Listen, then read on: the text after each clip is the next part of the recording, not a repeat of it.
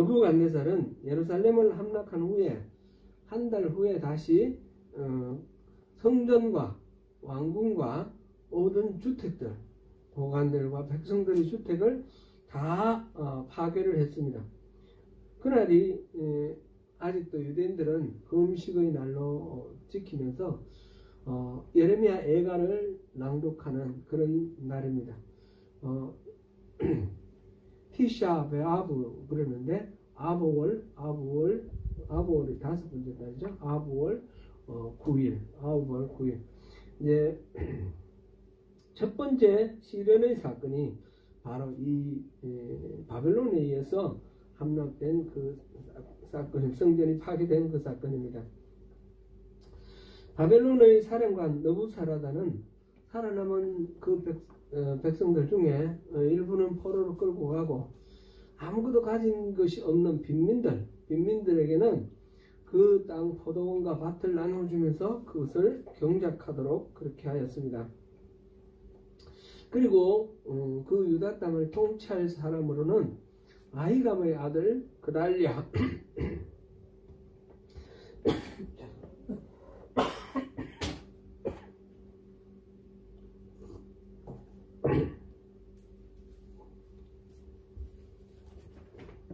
죄송합니다. 아히감의 아들 그달랴라는 사람을 세워서 이렇게 다스리게 했는데 성경에는 그 직분 이름이 나와 있지 않지만 왕이라 해도 좋을 거고 그 다음에 총독이라 해도 좋습니다. 아마 왕격으로 세운 것 같습니다.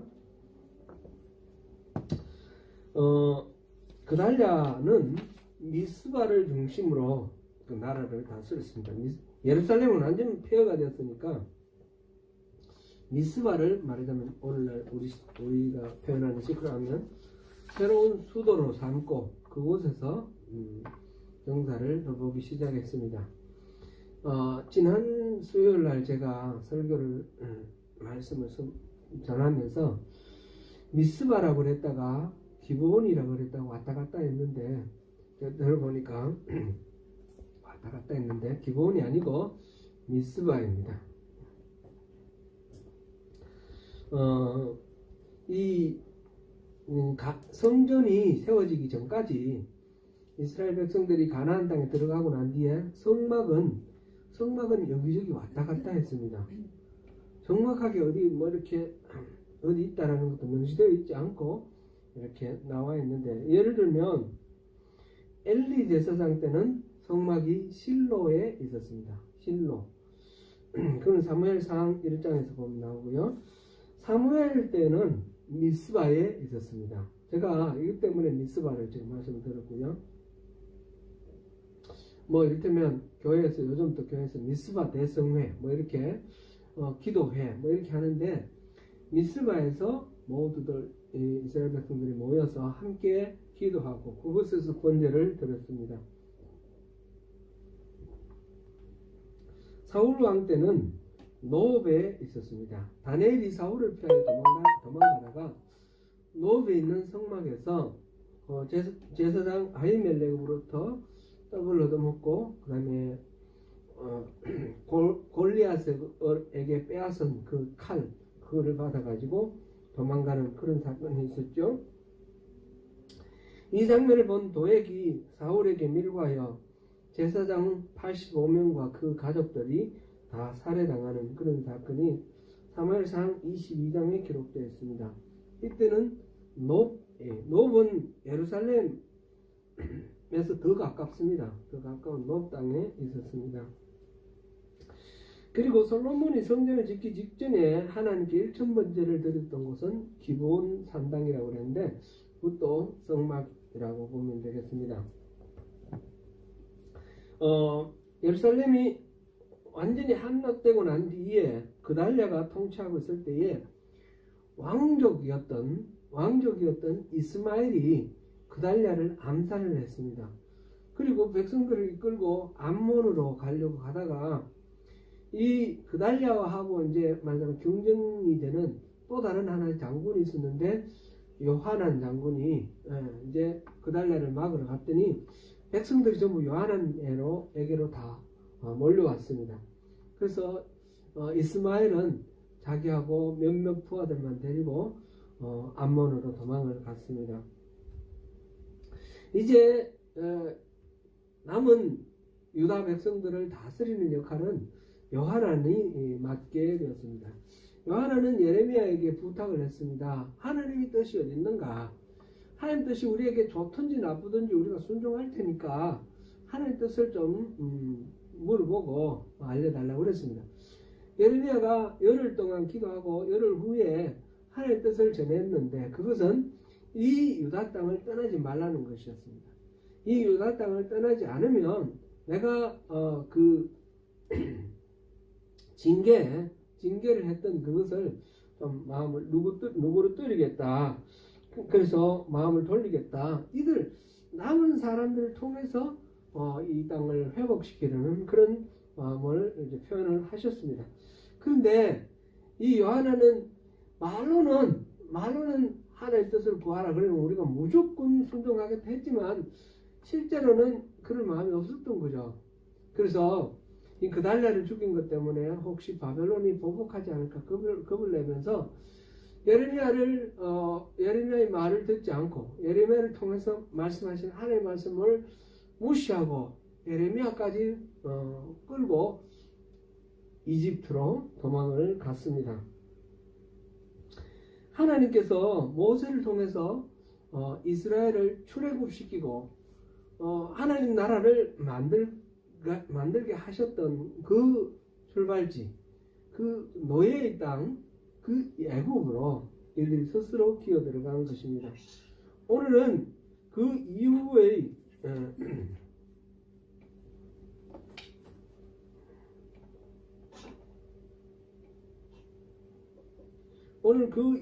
사건들에 대해서 이제 기록을 하고 있습니다. 계속 보고 그때의 바룩이라는 사람에 대해서 하나님 주신 말씀 함께 보겠습니다.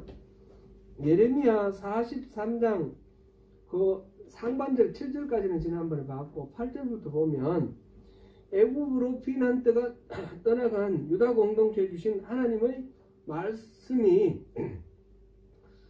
끌려간 땅 애굽 땅에서도 예레미야에게 하나님께서 말씀해 주셔서 전해졌습니다.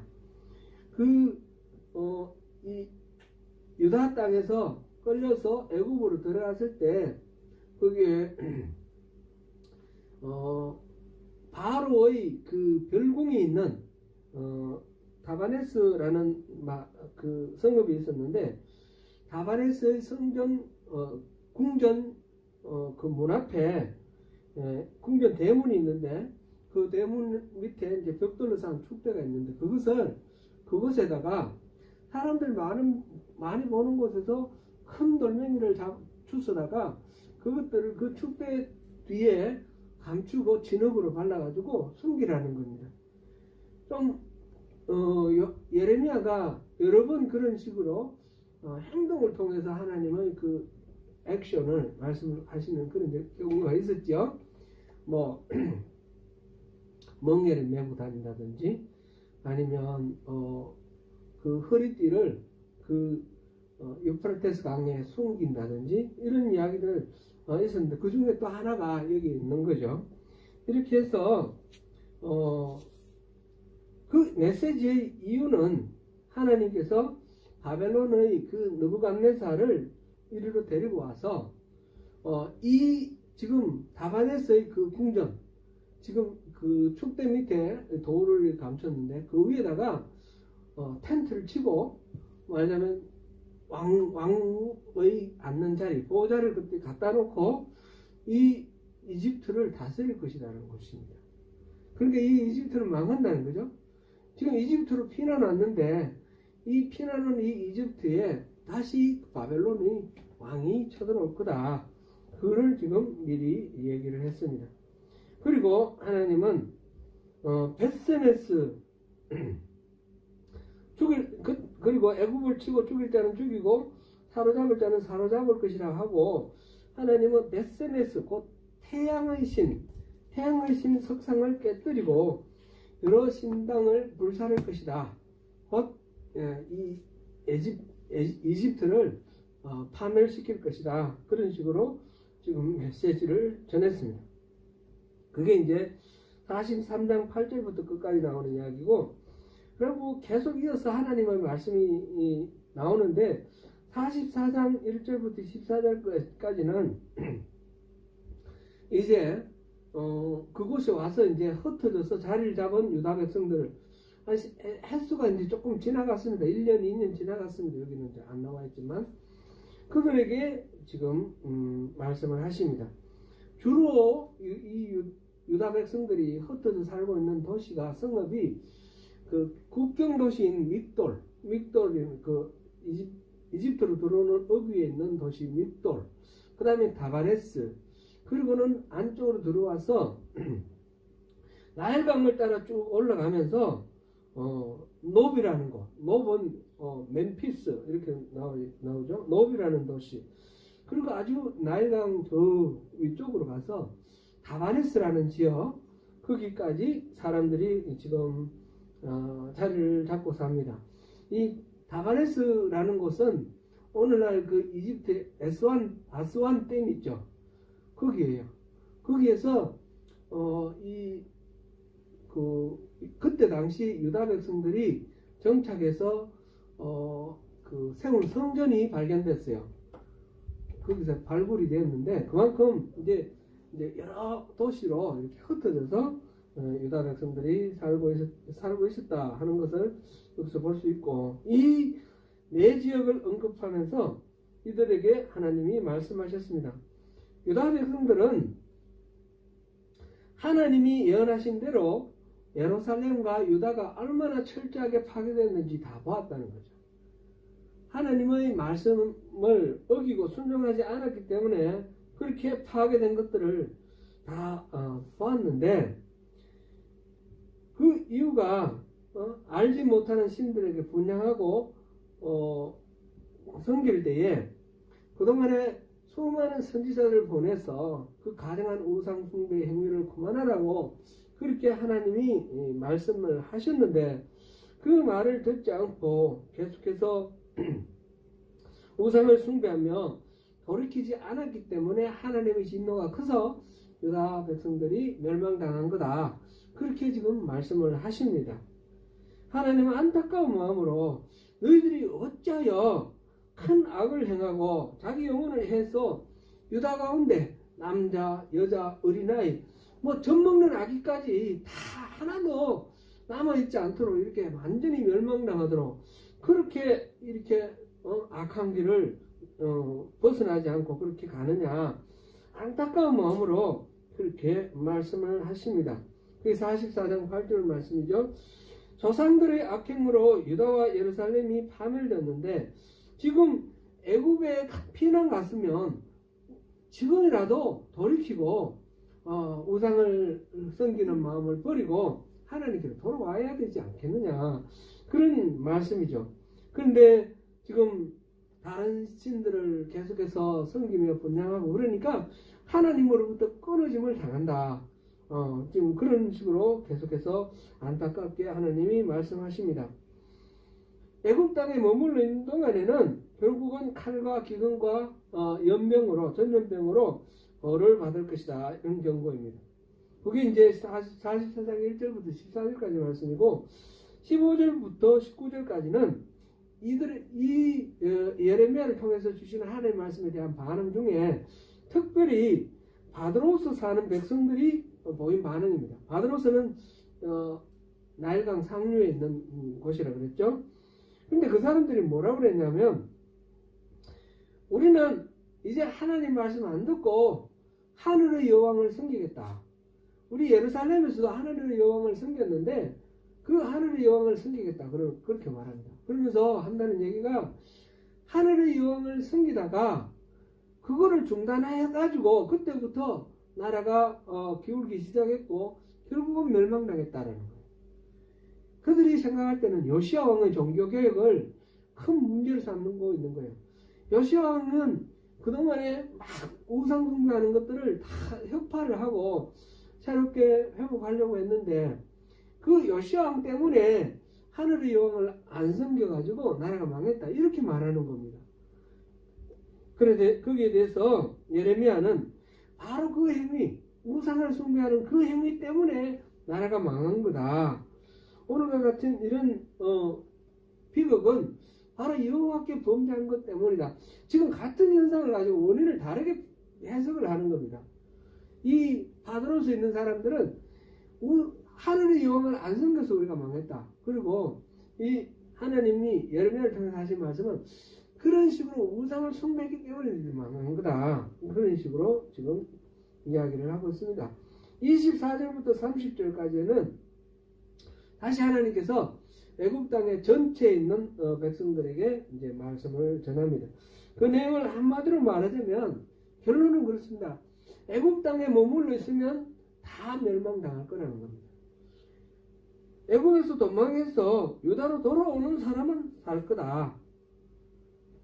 그렇게 얘기를 하면서 마지막으로 바벨론이 시드기야를 잡아간 것처럼 여러분들이 안전할 거라고 생각하고 도망쳐온 이 이집트의 왕도 바벨론의 느부갓네살이 와서 그를 잡아갈 거다.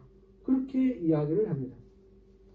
이러한 이야기는 에스겔서에도 나옵니다. 에스겔서 30장 10절에서 19절 보면 하나님은 바벨론의 느부갓네살의 손으로 애굽을 치겠다 하는 그런 내용이 나옵니다. 역사적으로 봤을 때 실제로 이 예언은 어떤 식으로 이루어졌는가 보니까 주전 568년, 그러니까 이 유다가 멸망한 지 한 20년 후에 바벨론의 느부갓네살이 애굽을 정복을 했습니다. 그래서 그때 호브라 왕에게 쳐들어가서 여러 사람을 죽이고 바벨론으로 사로잡아 갔습니다. 그래서 그 당시 이제 애굽 26왕조인데 애굽 26왕조는 그때 받은 타격으로 곱창진 나일강 하류 삼각지구 그리고 중류 여기서 쫓겨나 가지고 더 북쪽으로 이렇게 쫓겨나고 외곽지로 쫓겨났습니다. 그래서 그때부터 그 다음에 이 이집트 왕조가 31왕조까지 있는데 그 이후에 그 왕조들은 거의 시들시들 영국만 이렇게 있습니다. 특별히 26왕조, 27왕조, 28왕조 때는 바벨론을 멸망시킨 페르시아의 캄비세스 2세가 그 이집트를 정복하고 이집트는 따로 왕이 없습니다. 그 페르시아가 직접 통치하는 그런 땅이 되었고요. 그 나중에 이제 헬라 알렉산더 대왕이 또 이 이집트를 정복하면서 그때부터는 이집트가 헬라화가 된 거죠. 헬라 그리스화. 알렉산더 대왕의 부하 중에 한 사람 포톨레마이오스라는 사람이 나중에 알렉산더 죽고 난 뒤에 이집트의 왕이 되어가지고 쭉 있다가 나중에 이제 로마에 의해서 정복당하는 거죠. 시저에 의해서 정복당하는. 이렇게 말하자면 바벨론의 이 공격을 느부갓네살의 공격을 받은 것이 이집트에게는 결정적인 타격이 되었고 그 로마에 정복받은 이후에는 이집트는 독립국가로 있지 않았습니다. 최근에 와서 독립할 때까지 계속해서 사라센 제국이라고 그러죠. 사라센 제국 또 터키 무슨 왕조죠? 그렇게 이 중동 여러 나라와 함께 이렇게 지배당하는 그런 나라로 됐습니다. 이 역사적으로 유대인들이 자기들의 어떤 안전판이라고 생각하고 믿고 의지하려고 갔던 그 이집트가 실질적으로는 그런 역할을 하지 못한다라는 것을 지금 하나님께서 예레미야를 통해서 말씀해 주십니다. 오늘 보면 예레미야 45장을 우리가 봤는데 앞에 이제 역사적인 내용 44장까지 쭉 봤고요. 45장에 가서 보니까 유다의 요시야 왕의 아들 여호야김 넷째 해 네리야의 아들 바룩이 예레미야가 불러주는 대로 이 모든 말을 책에 기록하니라. 그때 선지자 예레미야가 그에게 말을 하거든. 이렇게 나왔는데 예레미야 45장은 여호야김 넷째 해의 일을 기록하고 있습니다. 지금 앞에서 누구 이야기, 어느 시대였습니까? 시드기야 왕이 있다가 망했고, 그러고 난 뒤에 멸망 후에 그달랴와 이스말, 요하난 이러고 난 뒤에 끌려가서 이집트까지 끌려가고 그런 완전히 멸망당한 상태였는데 갑자기 쑥 거슬러 올라가서 여호야김 4년의 이야기가 나옵니다. 여호야김 넷째 해, 여호야김 4년은 예레미야에서 중요한 그런 해이죠. 이 흐름이 왔다 갔다 하면서 중심 잡는 대목같이 콱 박아놓는 그런 의미가 있다라는 것을 앞에서도 우리 제가 말씀을 드렸습니다. 예레미야가 하나님의 말씀을 전하는 선지자 사역을 시작할 때가 요시야 왕 13년 BC 627년입니다. 그로부터 시작해서 지금 예레미야가 이집트로 끌려간 이때는 BC 500 예레미야가 정확히 언제 죽었는지 모르지만 570년경 이렇게 죽었을 겁니다. 전설에 의하면 그런 계속 이제 하나님의 말씀을 전하다가 돌에 맞아 죽었다, 그런 전설이 있습니다. 어쨌든 간에 그렇게 하니까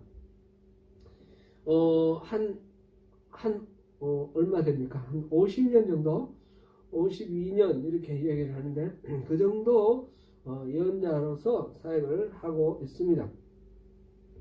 처음에 하나님은 1장에 보면 살구나무 가지와 끓는 가마솥을 환상으로 보여주면서 북방에서 어떤 재앙이 밀려올 것이다 예언하도록 하셨습니다.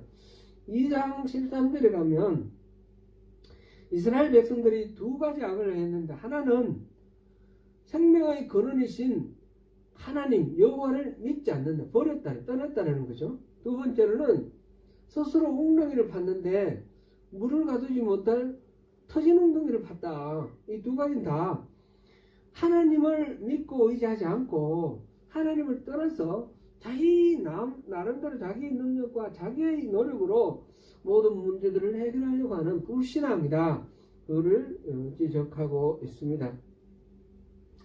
4장 1절부터 4절에서 보면 하나님은 예레미야를 통해서 이스라엘 백성들에게 하나님께로 돌아오라, 다른 데가 아니라 바로 나에게로 돌아오라, 그 말씀을 하시면서 할례 같은 그런 형식적인 의례가 중요한 것이 아니라 마음가짐을 배고 그리고 여호와께 속하라, 그렇게 말했습니다.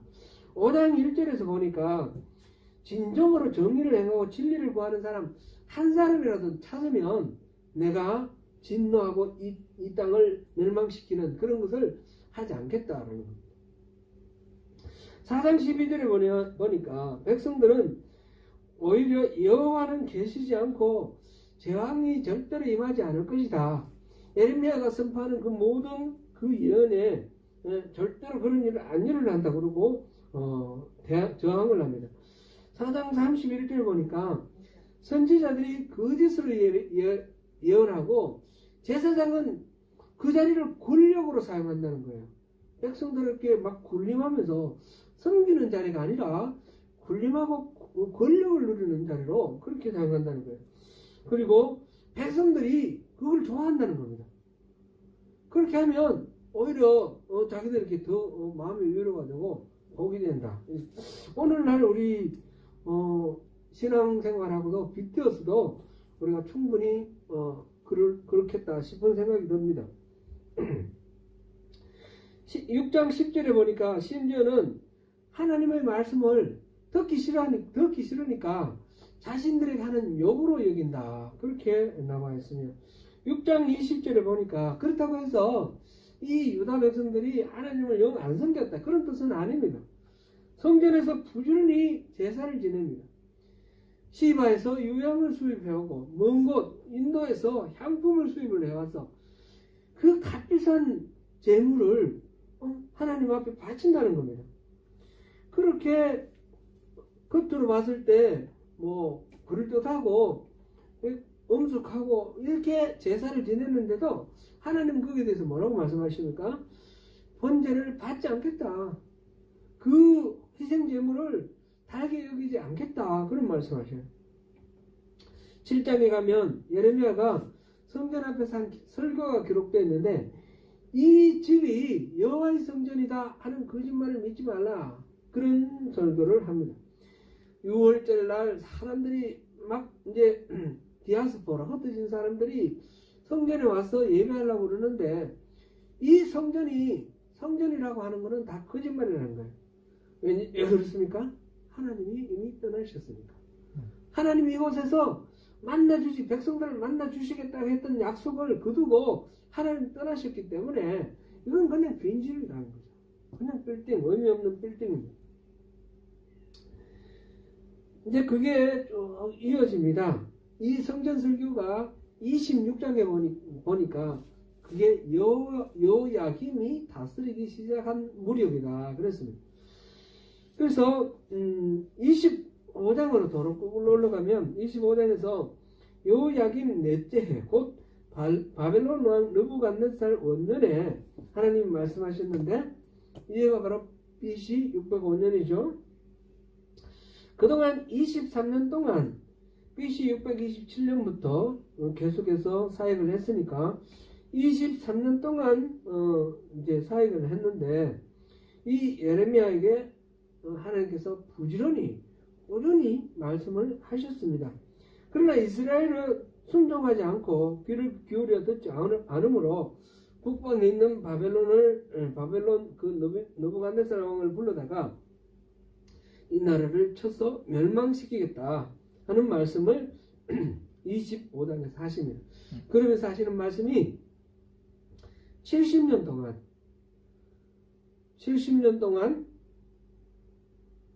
바벨론 왕을 섬기라, 그런 말씀. 70년이라는 말이 이때 25장에 처음 나옵니다. 그게 여호야김 4년째 이야기입니다. 다니엘서 1장 1절에 보면 여호야김 셋째 해라고 나와 있습니다.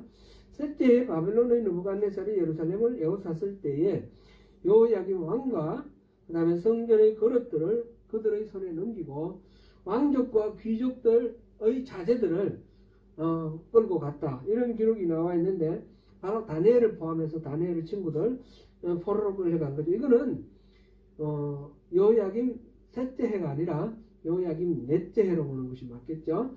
이게 1차 바벨론 포로입니다. 여호야김 넷째는 예레미야서에서 4번이 언급되어 있는데 25장 1절, 그리고 36장 1절, 45장 1절, 46장 2절 이렇게 나와 있습니다. 방금 본 25장 1절에서는 처음으로 이 70년간 바벨론 왕을 섬길 것이다, 그런 말씀을 했고, 36장 1절에 가면 예레미야가 그때 당시 시위대 뜰에 갇혀 있는데, 예레미야에게 이때까지 선포한 그 모든 예언의 말씀을 다 이제 기록을 하라는 것입니다. 그래서 서기관 바룩이 예언자 예레미야의 이야기를 전부 받아서 기록을 해서 두루마리를 만들었습니다. 그때가 바로 이 여호야김 4년째입니다. 서기관 바룩이 예레미야의 구술을 받아 적는 것이 굉장히 시간이 많이 걸려서 한 1년 걸린 것 같습니다. 그래서 여호야김 5년째에 이 두루마리를 예레미야는 감옥에 갇혀 있으니까 시위대의 뜰에 갇혀 있습니다. 그러니까 이 바룩이 그걸 들고 가서 성전 세문 앞에서 그 바깥에 이제 많은 예루살렘 시민들이 듣는 데서 이걸 낭독을 했습니다. 그래서 그 시민들이 그 이야기를, 하나님의 말씀을 듣고 회개하는 사람도 있고 아주 떠들썩했죠. 이제 그 이야기를 왕이 듣고 그걸 갖고 오라 그래가지고 왕 앞에서도 바룩이 가서 그 하나님의 말씀을 읽었습니다. 왕은 그걸 듣고 조금 이렇게 듣고 그걸 칼로 가지고 잘라버리고 화로를 불태우고 있습니다. 겨울에 그 화로에다가 그 하나님 말씀을 태웁니다. 그리고 나머지 조금 듣고 또 잘라서 태우고, 하나님 말씀을 이렇게 듣긴 듣는데 순종하기 위해서 듣는 것이 아니고 무슨 소리 했나 들어보고 그냥 잘라서 다 버리는 겁니다. 그래서 나중에 예레미야가 바룩에게 다시 그거를 구술해서 다시 두루마리를 만드는데, 왕이 여호야김 왕이 얼마나 하나님의 말씀을 경홀하게 여기고 가볍게 여기고 적대를 했는지 그를 기록하고 있습니다. 예레미야서는 이렇게 처음에도 제가 그런 말씀 드렸지만 시간적으로 쭉 이렇게 순서대로 적은 것이 아니고 시간으로 봤을 때 왔다 갔다 이렇게 합니다.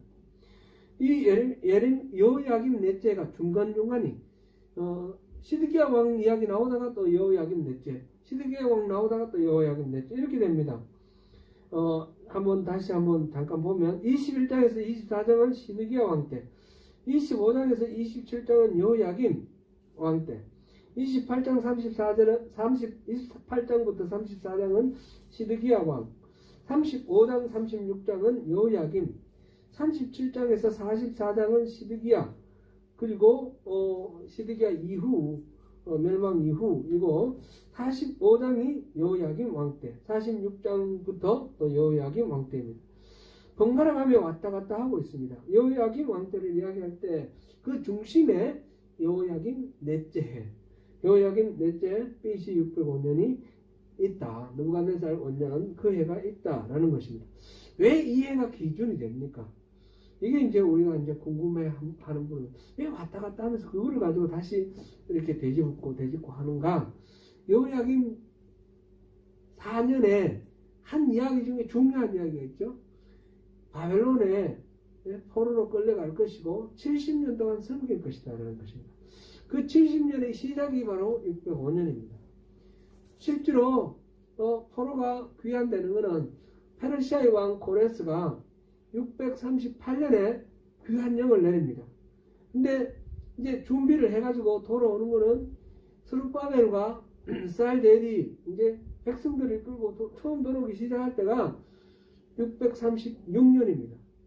그러니까 536년 BC 605년부터 시작해서 BC 536년까지가 이 70년째가 되는 겁니다. 70년째. 횟수로 70년입니다. 70년. 바로 여호야김 넷째 해 605년이 바로 그 70년의 기점이 된다라는 것이죠. 그래서 계속해서 이게 중심이 되는 그런 역할을 하고 있습니다. 오늘 보면 45장도 보면 이게 지금 시드기야 왕 나라가 망하고 그 다음에 그달리아가 다스리고 이스마엘 요한은 막 싸우다가 백성들을 다 이끌고 이집트로 가고 그러다 갑자기 여호야김 4년 이야기가 나오는 겁니다. 어떻게 보면 굉장히 뜬금없는 이야기죠. 그 내용부터 한번 보겠습니다. 예레미야 예언을 기록한 서기관 바룩에 대한 하나님의 약속인데 45장 1절 여호야김 넷째 이렇게 되어 있는데 유다 땅에 잔류한 백성들의 이야기 끝에 왜 이 여호야김 4년에 다시 이게 나올까? 그거는 아마 25장에서 그 70년 동안 바벨론을 섬길 것이다 라고 하신 그 말씀과 관련이 있을 거라는 거죠.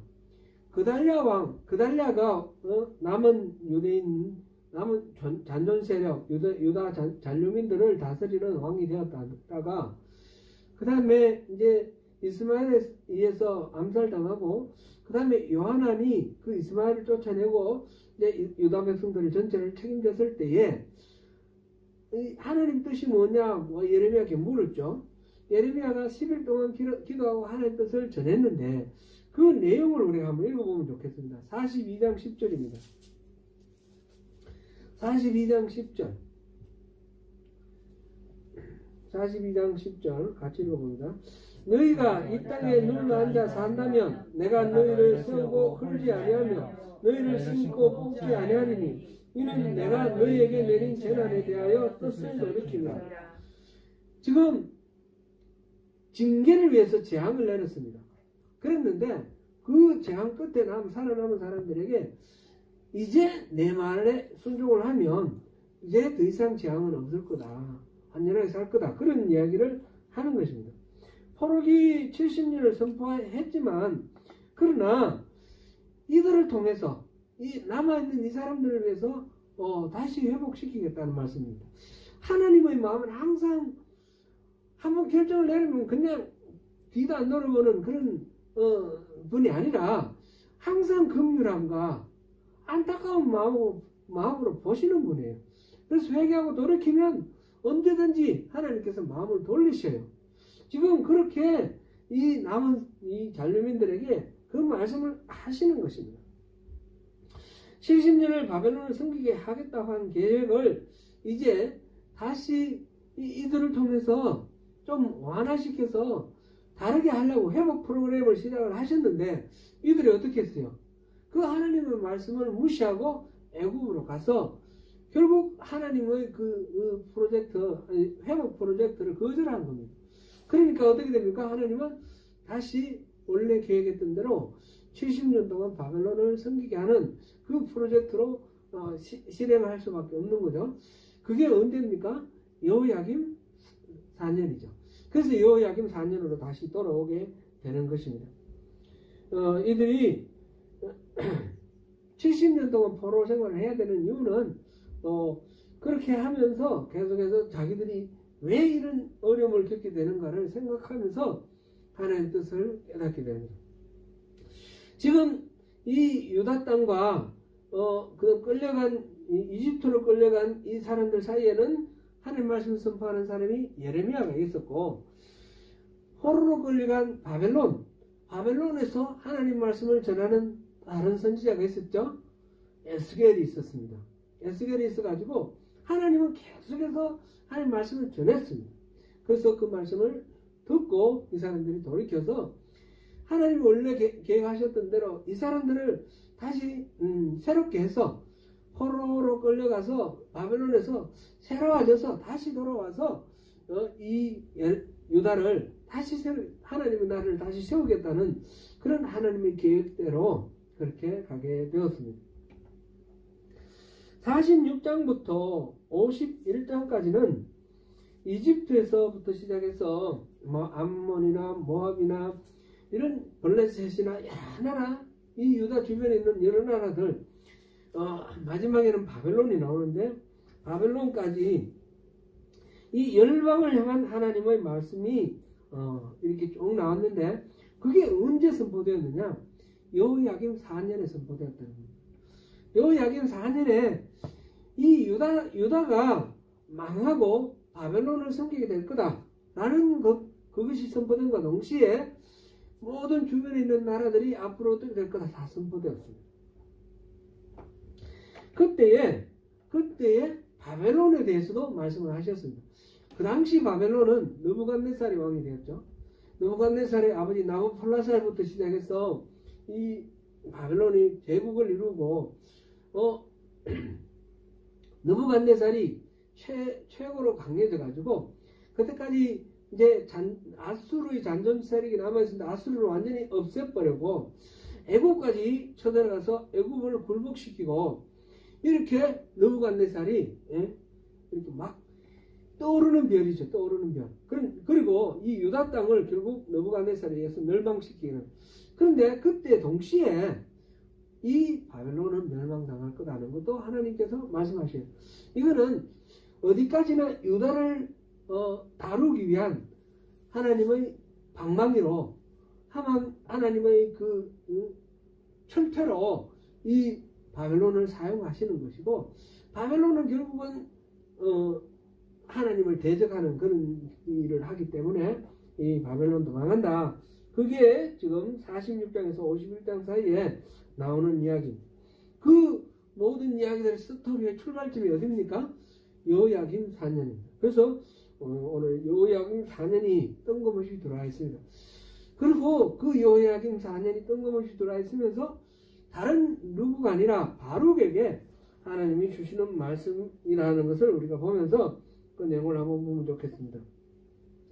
바룩은 어떤 사람입니까? 예레미야가 감옥에 갇혀 있을 때, 그래서 성전에 출입할 수 없게 금지당했을 때, 이 하나님이 주신 예레미야의 그 예언을 사람들에게 전달하는 역할을 했던 사람입니다. 그게 36장에 나와 있었죠. 예레미야의 메시지는 바룩이 기록하고 선포했는데 바룩은 자신이 기록한 그 메시지로 인하여 너무너무 마음 아프고 슬펐습니다. 오늘 본문을 한번 보겠습니다. 3절 읽어봅니다.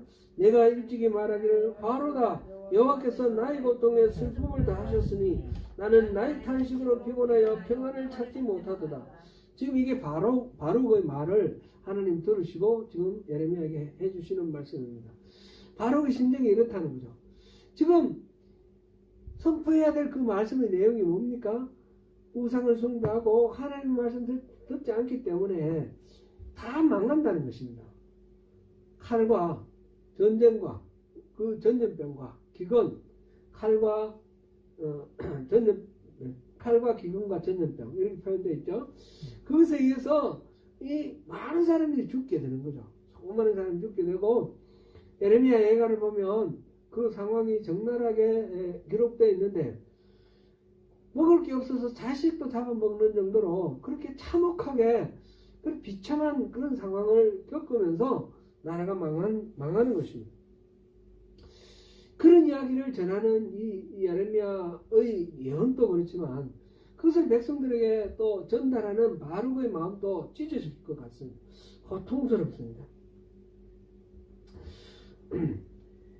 사실 이 바룩의 입장에서도 그런 것은 별로 반갑지 않은 일이었을지도 모릅니다. 바룩은 원래 명문가 출신입니다. 그의 조부 마세야 역대하에서는 마아세야라고 그러는데 이 예레미야에서는 마세야라고 그랬습니다. 같습니다. 마세야가 요시야 당시 요시야 왕이 종교개혁할 때 그 율법책을 발견하고 그 성전을 수리를 하는데 그때에 유월절을 회복하고 이럴 때에 예루살렘의 시장이었습니다. 그러니까 아주 높은 관직이죠. 그리고 지금 이 바룩의 동생 스라야가 51장에 보면 시종장으로 나와 있습니다. 바룩 역시 또 이렇게 좋은 가문에서 나왔으니까 또 좋은 그런 관직을 가질 수 있는 그런 사람입니다.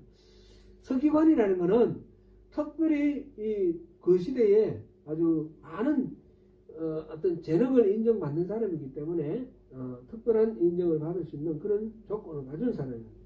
그러나 그는 그 주어진 임무, 예레미야의 예언을 기록하고 낭독하는 일, 그거 엄청나게 고통스러운 일이었는데 그리고 그 때문에 같이 막 도망도 가고 숨기도 하고 막 이렇게 핍박도 받는데 그런 일을 기꺼이 할 수 있었습니다.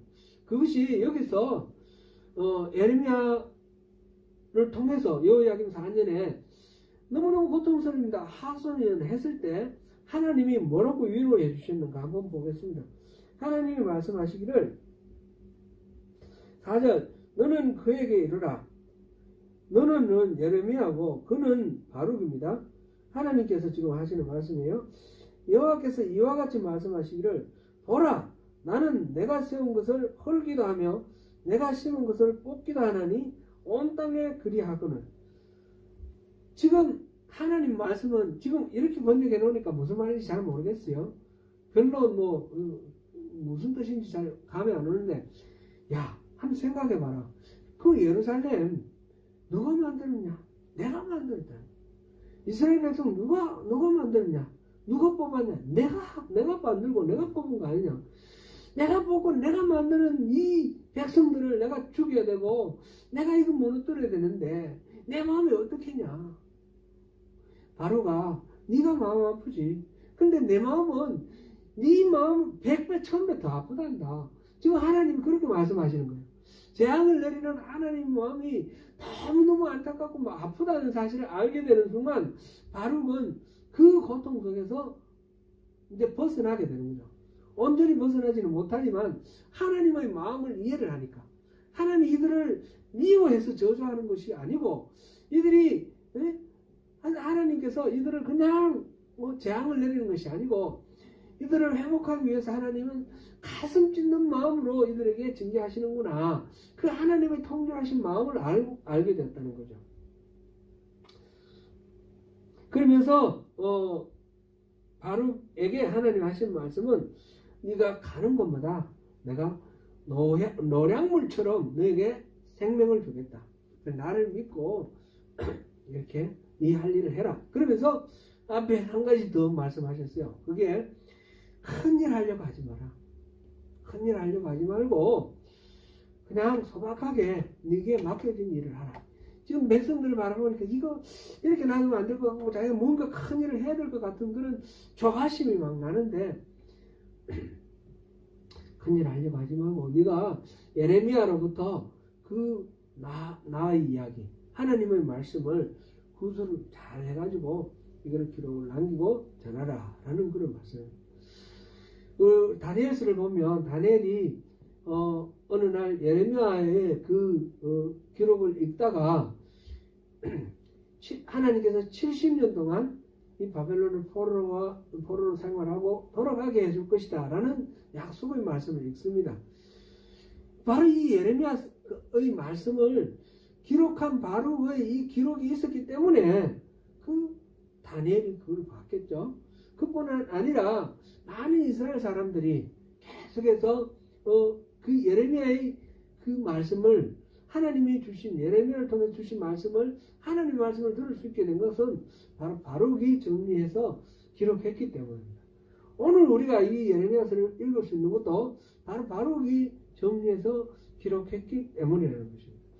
그래서 한편으로는 바룩은 설교관으로서 그냥 보조자인 것 같은데 그게 아니라 예레미야는 선포하는 예언자고 바룩은 기록하는 예언자예요. 그러니까 큰 것 딴 것 따지지 말고 너에게 주어진 소임을 충실히 다하면 하나님께서 바라시는 그 역할들을 다하면 그것으로 충분하다. 그런 말씀을 주십니다. 바룩에 대한 이 위로와 약속을 통해서 우리가 하나님의 일을 섬길 때에 어떻게 해야 할지 하나님이 우리를 통해 우리를 향해 기대하시는 바가 무엇인지를 우리가 충분히 읽을 수 있습니다.